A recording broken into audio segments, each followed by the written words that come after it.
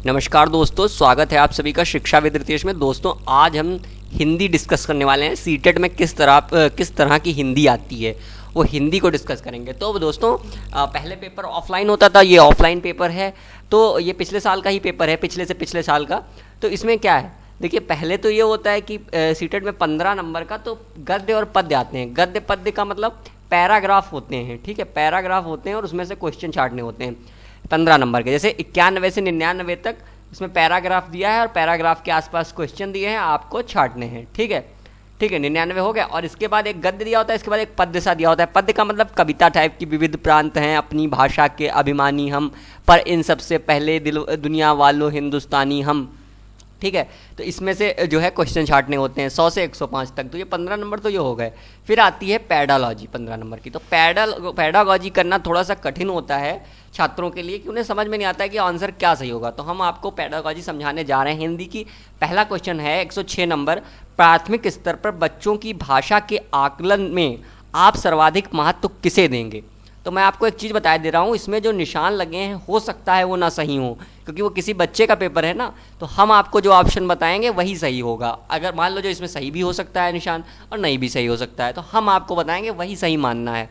तो प्राथमिक स्तर पर बच्चों की भाषा के आकलन में आप सर्वाधिक महत्व किसे देंगे, जांच सूची को, प्रश्नावली को, पोर्टफोलियो को या लिखित परीक्षा को। तो भाई सबसे ज़्यादा पोर्टफोलियो का आंसर हिंदी में आता है। पोर्टफोलियो वाला ही सही मानना है, ये आपको रट लेना है कि पोर्टफोलियो सही है, ठीक है। अब जानते हैं कि जांच सूची, प्रश्नावली, लिखित परीक्षा। तो लिखित परीक्षा तो बच्चों की लेनी नहीं है, लिखित परीक्षा से बच्चों का आकलन नहीं करना है। प्रश्नावली प्रश्न देकर भी नहीं करना है कि भैया जिसने प्रश्न बता दिया वो बहुत अच्छा, जो नहीं बता पाया वो क्या बेकार है, भाई उसको उस समय नहीं आ रहा था, ठीक है। तो बच्चा तो अच्छा होता ही है। सीटेट का पेपर में ध्यान रखना है। जांच सूची से एक सूची से नहीं जान पाएंगे। प्राथमिक स्तर पर बच्चों की भाषा के आकलन में आप सर्वाधिक महत्व किसे मानते हैं, पोर्टफोलियो को, ठीक है। एक बच्चों के बारे में सारी जानकारी या किसी चीज़ के बारे में सारी जानकारी फोटो सहित, उसे कहते हैं पोर्टफोलियो, ठीक है। तो प्राथमिक स्तर पर बच्चों की भाषा के आकलन में आप सर्वाधिक महत्व किसे देंगे, पोर्टफोलियो को, मतलब पूरी जानकारी इकट्ठा। अगला, पढ़ने की प्रक्रिया में सर्वाधिक महत्वपूर्ण है अर्थ, गति, प्रवाह या अक्षर ज्ञान, ठीक है। अब इसमें सबसे बेस्ट ऑप्शन कौन सा होगा, वही आंसर होता है। अर्थ भी हो सकता है, गति भी हो सकती है, प्रवाह भी होता है, अक्षर ज्ञान भी हो सकता है। लेकिन सबसे महत्वपूर्ण कौन है पढ़ने की प्रक्रिया में, भैया अर्थ निकाल लेंगे, गति निकाल लेंगे, प्रवाह से बोल लेंगे, लेकिन पहले अक्षर का तो ज्ञान हो।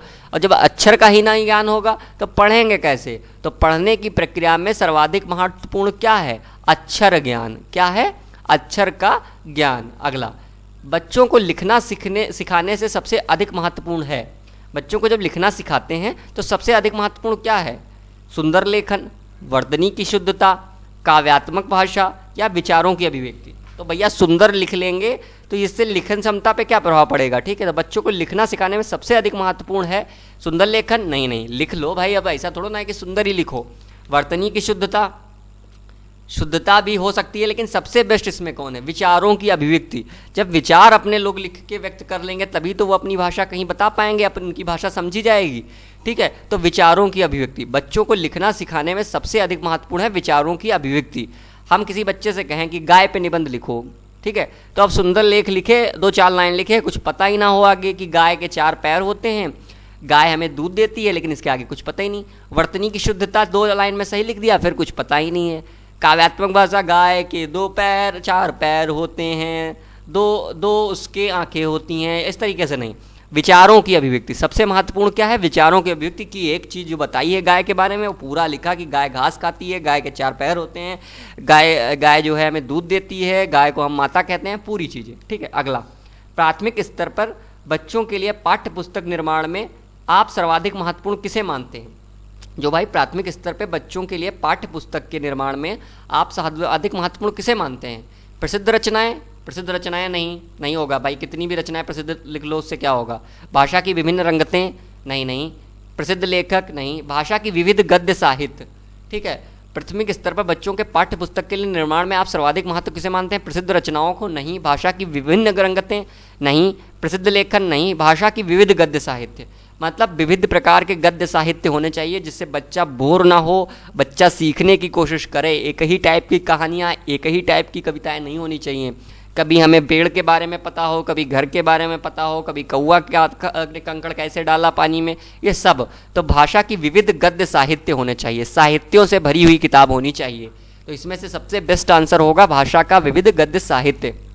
अगला 110, बहुभाषिता कक्षा में भाषा प्रयोग को स्वीकार किया जाना चाहिए, अधिक महत्व नहीं देना चाहिए, अनदेखा कर देना चाहिए, अस्वीकार किया जाना चाहिए।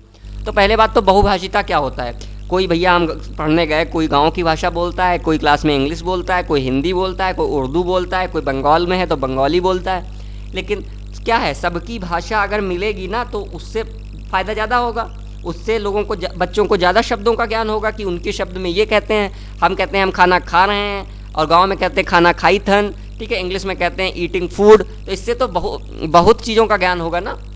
तो बहुभाषिता के भाषा प्रयोग को स्वीकार किया जाना चाहिए, स्वीकार किया जाना चाहिए, यही ऑप्शन सही होगा। अधिक महत्व नहीं दिया जाना चाहिए, गलत महत्व तो देना चाहिए, अनदेखा कर देना चाहिए, नहीं तो बच्चा सीख ही नहीं पाएगा, वो फिर बोलेगा ही नहीं क्लास में अगर कोई गांव की भाषा बोल रहा है या कोई इंग्लिश बोल रहा है या कोई उर्दू बोल रहा है। अस्वीकार किया जाना चाहिए, नहीं, ये भी आंसर नहीं होगा, यही होगा, स्वीकार किया जाना चाहिए। अगला, भाषा सीखने में सर्वाधिक महत्वपूर्ण है, 111 नंबर, भाषा सीखने में सर्वाधिक महत्वपूर्ण है, क्या महत्वपूर्ण है?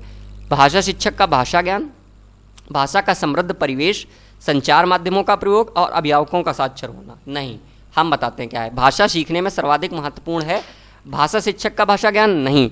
भाषा शिक्षक को तो भाषा आ रही है और बच्चों को कुछ आ नहीं रही, भाषा शिक्षक के भाषा ज्ञान से क्या हो जाएगा, नहीं।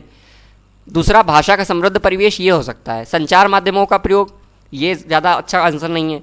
अभिभावकों का साक्षर होना, नहीं, अभिभावकों के साक्षर होने से क्या आप भाषा सीख जाएंगे? नहीं, आपको तो उससे बोलना पड़ेगा ना। भाषा सीखने के लिए सबसे महत्वपूर्ण है कि आप भाषा बोलें, उसका प्रयोग करें, उसको आने जाने, ग्रुप में बैठें, बच्चों के साथ बैठें, अपने क्लास में बैठें, तो बच्चे जब भाषा का प्रयोग करेंगे तभी तो वो सीखेंगे। तो भाषा सीखने में सर्वाधिक महत्वपूर्ण है भाषा का समृद्ध परिवेश। समृद्ध परिवेश का मतलब है क्लास में हमें हर टाइप की भाषा, मतलब भाषा बोलने के अवसर बच्चों को दिए जाने चाहिए। तो भाषा सीखने सिखाने में सर्वाधिक महत्वपूर्ण है भाषा का समृद्ध परिवेश। अगला, भाषा कौशल के संबंध में कौन सा कथन सही नहीं है? भाषा कौशल एक दूसरे से संबंधित होते हैं, भाषा कौशल एक क्रम से अर्जित नहीं किए जाते, भाषा कौशल एक क्रम से अर्जित किए जाते हैं, भाषा कौशल एक दूसरे को प्रभावित करते हैं।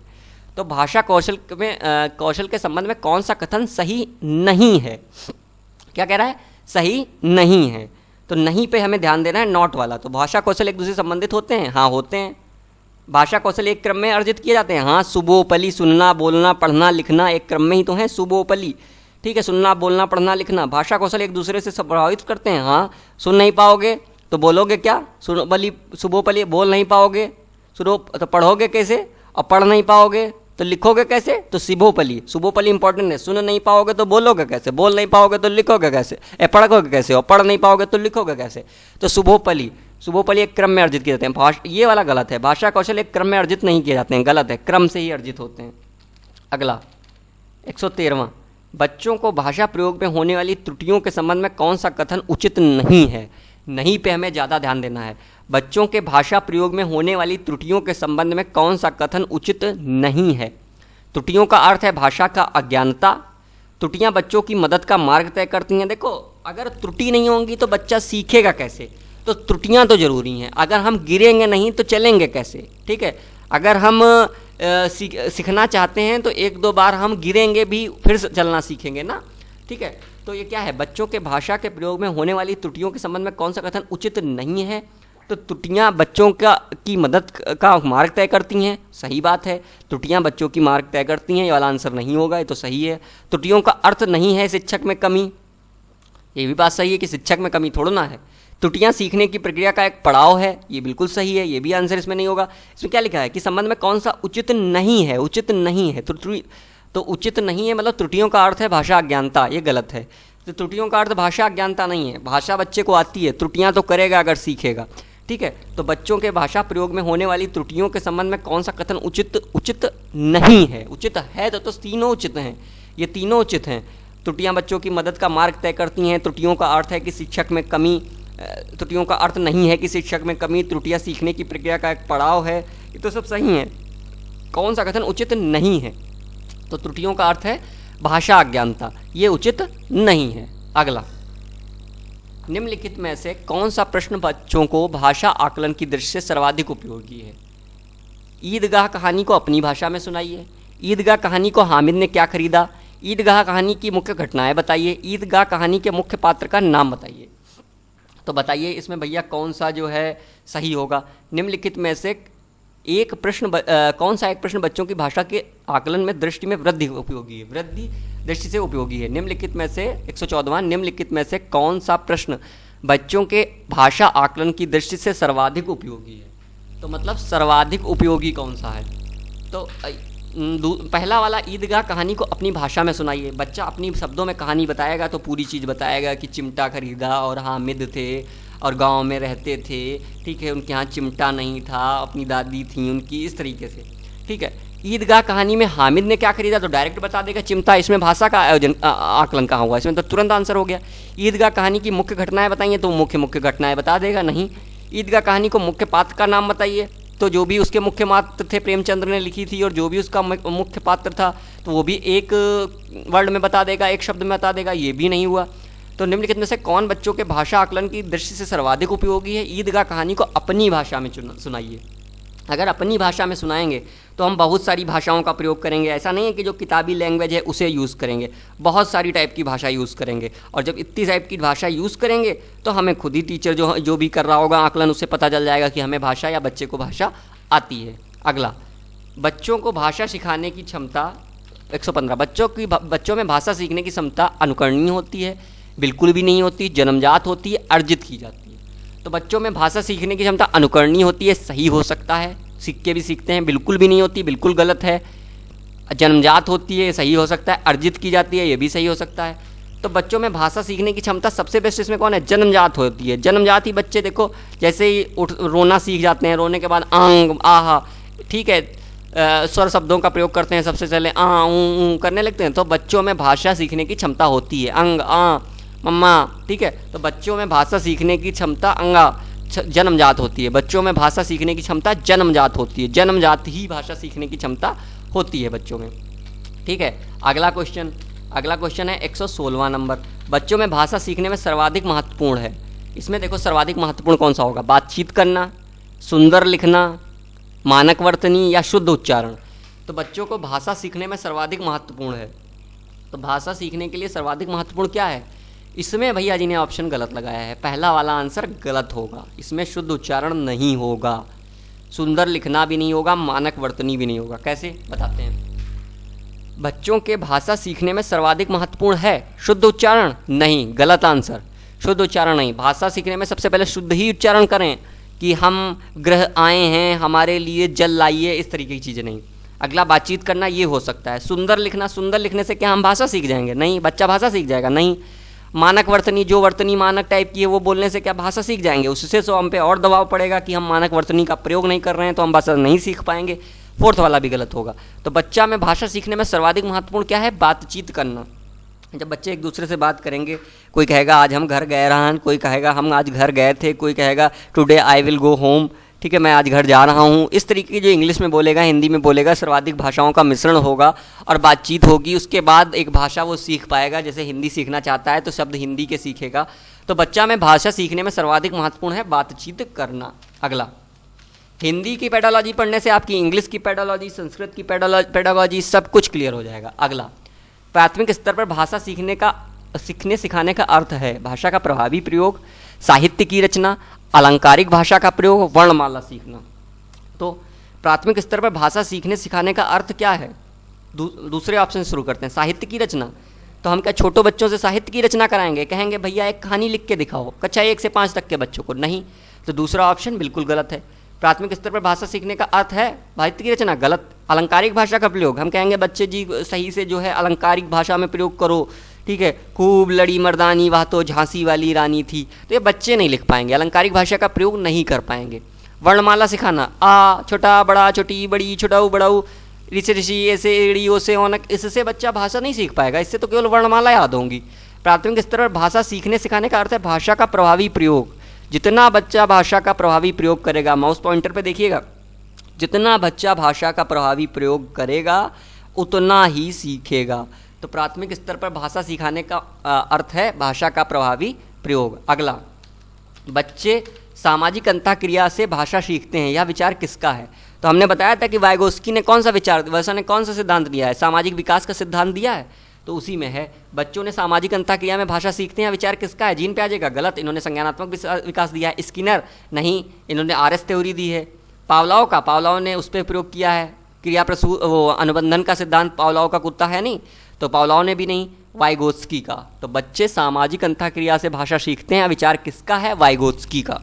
हमने बताया था कि वाइगोत्स्की का वो है थ्योरी, सामाजिक विकास का सिद्धांत वाइगोत्स्की ने दिया है। तो बच्चे सामाजिक अंतःक्रिया से भाषा सीखते हैं, विचार किसका है, जीन पियाजे का नहीं है, इन्होंने संज्ञानात्मक विकास दिया। स्किनर का नहीं है, आरएस थ्योरी दी। पावलाव का कुत्ता था, याद है तुम्हें, ये भी गलत है, वाइगोत्स्की सही है, इन्होंने सामाजिक अंतःक्रिया से भाषा सीखते हैं। अगला प्राथमिक स्तर पर बच्चों के भाषा विकास की दृष्टि में सर्वाधिक महत्वपूर्ण है। तो प्राथमिक स्तर जो बच्चे होते हैं, प्राथमिक स्तर कक्षा 1 से 5 तक या प्री प्राइमरी से कक्षा 5 तक जो प्राथमिक स्तर के बच्चे होते हैं, उनमें भाषा विकास की दृष्टि से सर्वाधिक महत्वपूर्ण क्या है, समाचार पत्र, बाल साहित्य, पत्रिका या पाठ्य पुस्तक। तो प्राथमिक स्तर पर बच्चों के भाषा विकास की दृष्टि से सर्वाधिक महत्वपूर्ण है, तो देखो समाचार पत्र। तो कक्षा छोटे बच्चे होते हैं कक्षा 1 से 5 तक, उनके घर घर अखबार भी आता है, तो भी वो अखबार नहीं पढ़ना चाहते हैं। स्कूल में अखबार रखा होता है, वो भी नहीं पढ़ना चाहते हैं, क्योंकि अखबार में कुछ चीज़ें जैसे उनकी रंगीन तरीके की नहीं होती हैं, तो उनका मन नहीं करता है। ये गलत ऑप्शन हो गया। दूसरा वाला हम बाद में देखेंगे। तीसरा ऑप्शन है पत्रिका। पत्रिकाएं तो भाई बहुत सारी आती हैं, लेकिन बच्चे नहीं पढ़ते हैं, ठीक है, बच्चों का इतना इंटरेस्ट नहीं होता है, रुचि नहीं होती है। पाठ्य पुस्तक तो भैया बांटती खूब जाती हैं कि ये कलरो लोलो और विभिन्न टाइप की किताबें बंटती हैं स्कूलों में, लेकिन बच्चे किताबों को कम पढ़ना पसंद करते हैं।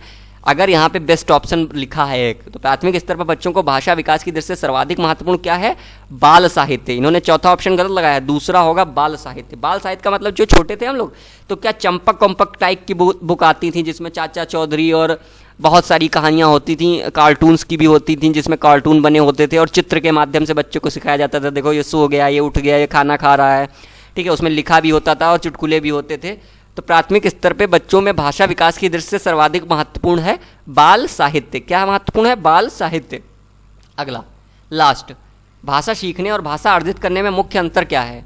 भाषा सीखने और भाषा अर्जित करने के मुख्य अंतर का आधार है भाषा परिवेश, भाषा आकलन, साक्षरता या पाठ्य सामग्री। तो भाषा सीखना और भाषा अर्जित करने के लिए मुख्य अंतर का आधार भाषा परिवेश है। अगर परिवेश अच्छा होगा तो हम भाषा जल्दी सीखेंगे।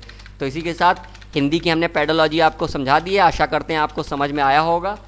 अगर आपको समझ में आया तो मेरे चैनल को लाइक, सब्सक्राइब और शेयर करें। धन्यवाद।